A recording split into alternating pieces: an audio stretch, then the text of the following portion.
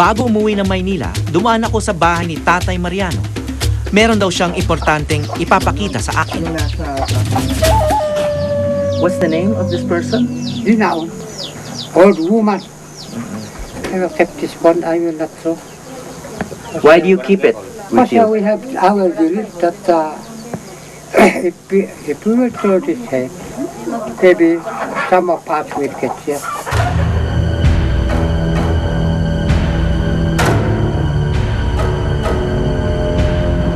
Para sa mga Ifugao naman, mahalaga din yung buto ng mga yumaong na ng mga ninuno, mga magulang. Dahil dito, pag hindi mo inalagaan, minsan pag hindi mo inalagaan yung mga buto ng mga ninuno namin, yung nababasa doon o natatabunan, minsan may magkakasakit na pamilya. Kaya rin siguro masakit para sa mga Ifugao kung biglang mawala yung buto ng mga ninuno nila o mapansin nila, parang nawawala. So, masakit yan. Sakit yan. Dito sa mundong ibabaw, madaling makita ang kaibhan ng ating lahi at pagkakakilanlan.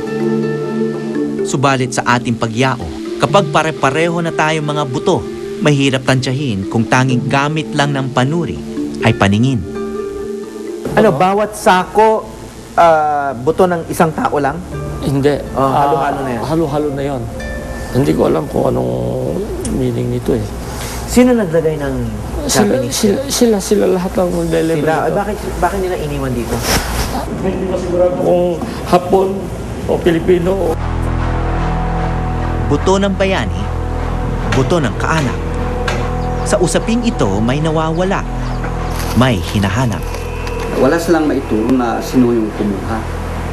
Dahil kami rin, hinahanap namin dyan, ayaw namin na na kami yung pagbintangan. Sa pagkawala ng butong simbolo ng pagpapahalaga sa yumaong minamahal. Pagkakaingatan na lamang muna sila sa pamamagitan ng alaala. Mula sa probinsya ng Ifugao, ako po si Howie Severino. Isang makabuluhang undas sa inyong lahat.